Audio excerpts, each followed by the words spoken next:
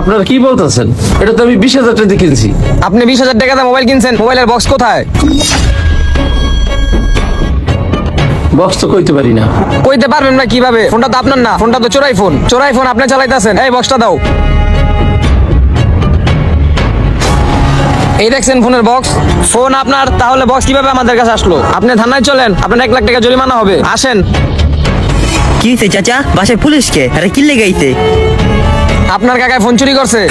কাকায় phone চুরি করবো? কি কোন আপনারা? এই দেখেন না বক্স এই জায়গায়। এটা অন্য মানুষের বক্স হইতে পারে না। কিসের অন্য মানুষের বক্স? কাকা টাকা দিয়ে মোবাইল কিনছে না? এই মোবাইলটা চুরি করছে আপনার কাকায়। ও কাকা কি কইতাছে? আপনি ফোন কার থেকে কিনছেন? রাসেল নামে একটা পোলা আছে না, ওরতে আমি মোবাইলটা কিনছি। এই যে কইতাছে রাসেল নামে কোন পোলার থেকে মোবাইল কিনতে, চোরাই ফোন কিনলে কইব? আপনার চাচা বক্সারা ফোন কিনবো কেন? ফোন কার? হ্যাঁ না ফোন হ্যাঁ না, এটা চোরাই ফোন হ্যাঁ কিনছে।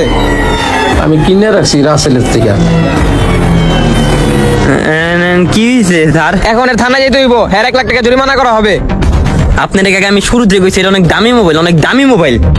এখন স্যার আপনারা বিশ্বাস করেন কাকায় ফোন কোনো চুরি করে নেই কা। আমার কাকায় ভালো মানুষ, এই এলাকার কেউ কইতে পারবো না আমার কাকায় খারাপ মানুষ। হ্যাঁ মুরব্বী মানুষ তো, হয়তো ওই যে রাসেল কেটে রাসেল ওরে কাকা এই যে খাবার আইনা দিতে পারবেন?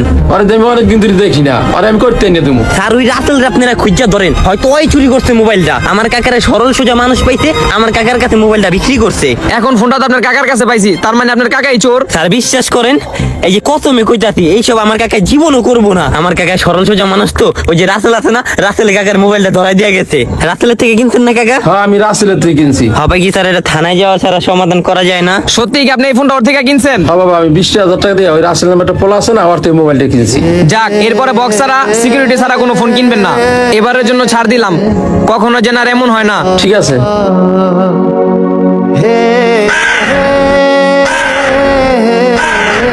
আমি যে 20,000 মোবাইল কিনলাম, আমার 20,000 টাকা কি হইব? আপনি টেকার পিছনে পড়ে রইছেন, এরা ভালো পুলিশ দেখা আপনারা আমার থানায় লয়ে যায়নি কা। আর যদি অন্য পুলিশ হইতো না, দুজনরে ধরে লয়ে যেত। আর আপনি আগে কইবেন না রাসেলের থেকে ফোন নিছেন, তাহলে তার এই ফোনটা আপনি রাখতে দিতাম না। ওই যে হিরুনছি মানচকে জানলা দিয়ে হাত দিয়া মোবাইলের নাম মনে করেন সরল সোজা মানুষ গো কাছে বিক্রি করে আলায়। আর এদিকে আমারও সন্দেহ হয়েছে বাবা, আর হিরিন সিরিন দেখা গেছে।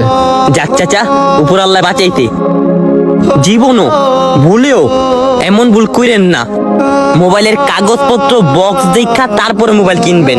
আল্লাহ মনে করেন ফারাডা জানের উপরে দিয়া না নিয়া মালের উপরে দিয়া নিয়ে গেছে, বাচ্চা গেছেন।